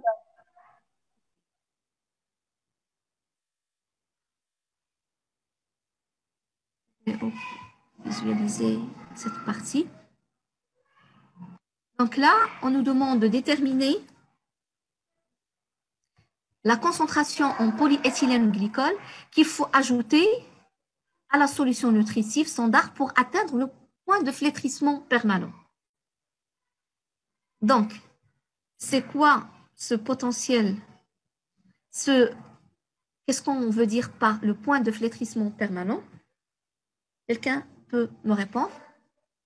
Qu'est-ce qu'on veut dire par point de flétrissement permanent? Flétrissement, ça veut dire quoi le flétrissement? Ça veut dire que la plante, il se fane, c'est belle. Elle ne peut plus, elle n'absorbe plus l'eau.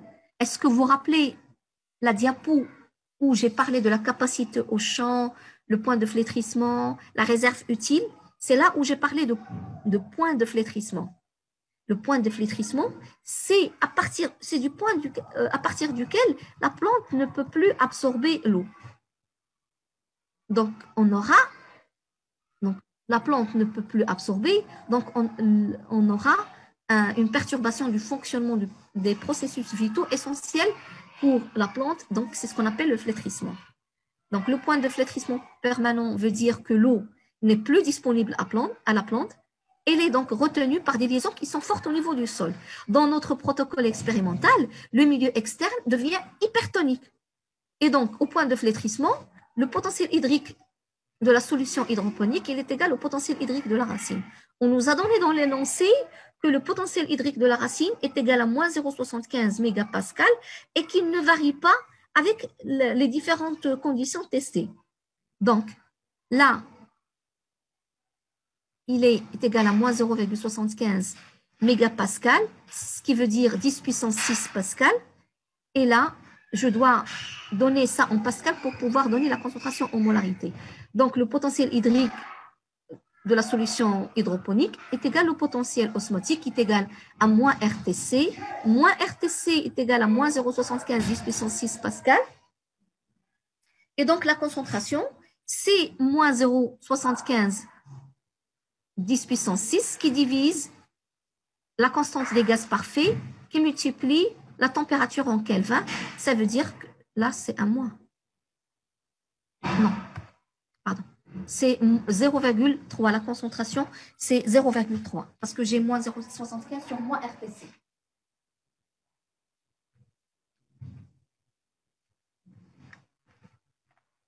OK? Est-ce que c'est clair?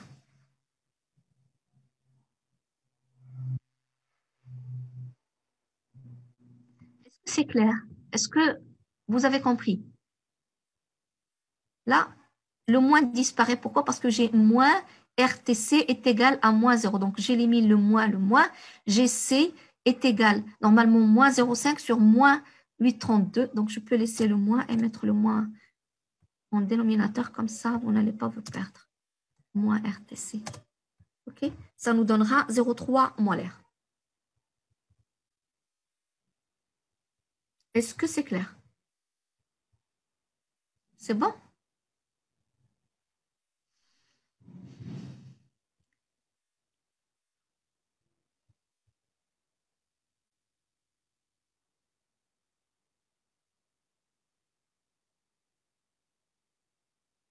Donc, je ferme.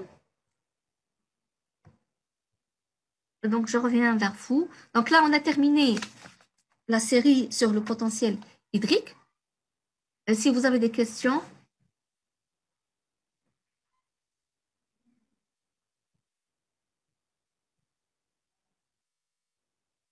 donc il n'y a pas de questions. Comment on peut rendre les terrains où la salinité est très élevée cultivables par d'autres ça, c'était la question de Mohamed. Pour d'autres cultures, c'est ce que font les agriculteurs. Ils font ce qu'on appelle les lessivages. Donc, au niveau de la région d'El Tafilelt, au niveau des oasis, même s'ils pratiquent l'irrigation par goutte à goutte, l'irrigation par goutte à goutte, donc ça permet d'augmenter la salinité au niveau du sol. Donc, qu'est-ce qu'ils font? Ils irriguent par une eau qui n'est pas pompée les puits, mais qui vient du barrage. L'eau de barrage, elle est moins salée que ce qui est normalement pompé les puits. Donc, qu'est-ce qu'ils font? Ils font ce qu'on appelle un lessivage. Ils irriguent, ils inondent les sols et ça permet de lessiver les sels qui existent au niveau du champ et les faire descendre en bas. D'accord? D'autres questions?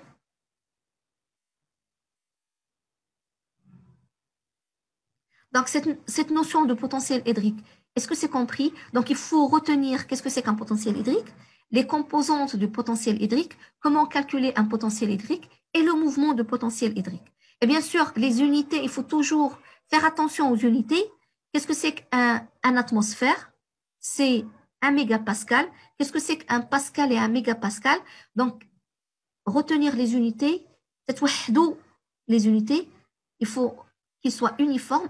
On travaille soit avec des atmosphères, soit avec des pascals, pour que, normalement, le résultat soit correct. Qu'est-ce que c'est qu'un potentiel osmotique? Qu'est-ce que c'est qu'une pression? Qu'est-ce que c'est qu'une succion ou une tension? Donc, la tension est toujours négative, c'est moins, et la pression, elle est toujours positive, supérieure strictement à 0. Ça peut être égal à 0 lorsque je suis dans une solution d'eau distillée où il n'y a pas de pression, donc le potentiel de pression est égal à 0. Donc, il est toujours supérieur strictement à 0. Pour la pression, elle est toujours inférieure à 0 lorsque j'ai une tension. Il est négatif. Le potentiel osmotique, il est toujours négatif. D'accord? Donc, potentiel hydrique est égal potentiel osmotique plus le potentiel de pression. Le potentiel hydrique, le potentiel osmotique est toujours négatif. Le potentiel de pression, elle peut être positif lorsqu'on a une pression, négatif lorsqu'on a une tension. D'accord? Madame, Oui. Madame, pourquoi les plantes souffrent de stress puisque كنزرعوا كل plante في واحد le milieu convenable pour elle ولا واش هاد le stress dépend de la saison فاش ما كيكونوش les conditions favorables pour la plante. Ok.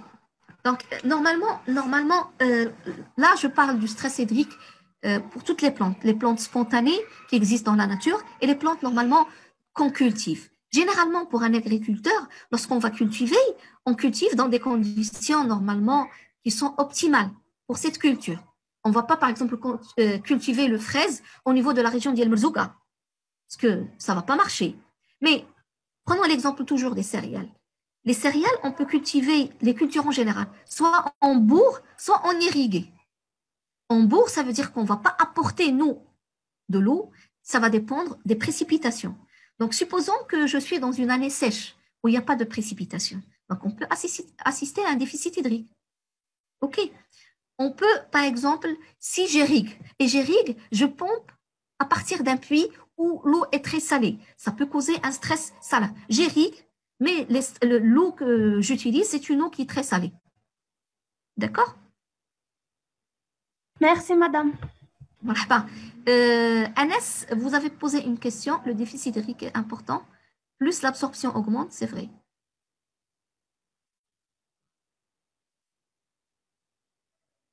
Je n'ai pas compris la question. Anas, tu peux utiliser ton micro pour reposer la question? Anas?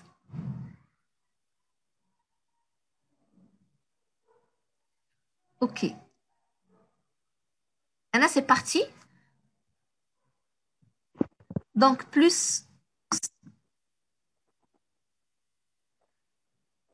C'est ça, Anas? Tu es là? Anas, tu es là? Ça veut dire que tu poses la question, plus l'absorption, plus les plantes absorbent, plus on aura un déficit hydrique. Non. Un déficit hydrique, ça veut dire quoi? C'est que l'eau qui est disponible pour la plante, c'est-à-dire ce que la plante peut absorber, il est faible. Donc la plante, elle va se retrouver en manque.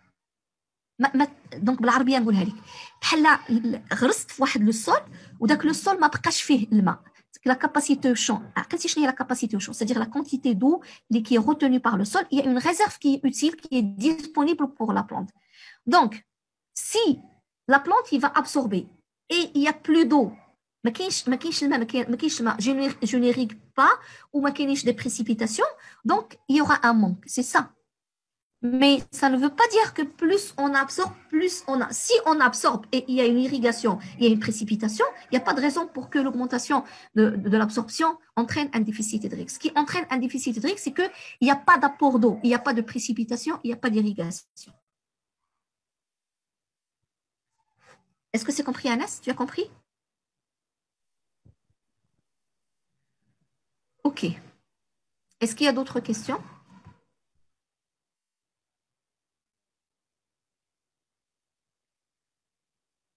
Donc, ce qu'on va faire, donc, avant d'entamer, Inch'Allah, donc, demain, je serai en route pour Rachidia. Donc, il n'y aura pas de cours sabah. Le jeudi, j'ai des entretiens. Donc, le jeudi, il y aura le cours l'après-midi. Ce qu'on va faire, avant de commencer le deuxième chapitre, qui est la nutrition minérale, j'aimerais que vous fassiez normalement une révision. Et on va commencer par des questions. Je ferai une petite révision des notions les plus importantes à retenir, mais j'attends de vous que vous fassiez la révision et que vous posiez des questions. D'accord? Donc, Kamal me pose la question, est-ce qu'il y a des plantes qui libèrent des spores de résistance dans le cas d'un stress hydrique au lieu de se faner? Des spores, oui, bien sûr. Lorsqu'on parle, par exemple, des algues, les algues, au lieu... Donc, la plante, elle ne va pas disparaître, elle va libérer des spores de résistance. Donc, c'est des spores, il y aura des réserves, mais la plante, l'individu, elle a disparu. Elle va attendre le retour des conditions favorables pour que la spore germe et donne à un autre individu. Mais il y a, par exemple, pour les bryophytes et certaines plantes qui vivent normalement dans des conditions d'humidité très importantes, ce qu'on appelle les plantes revivissantes, ils vont perdre beaucoup d'eau, ils vont diminuer de volume, de taille, ils vont attendre le retour des conditions mâles. On a l'impression qu'elles sont mortes. Et une fois qu'il y a de l'eau, elles vont reprendre, ils vont redevenir vertes. OK?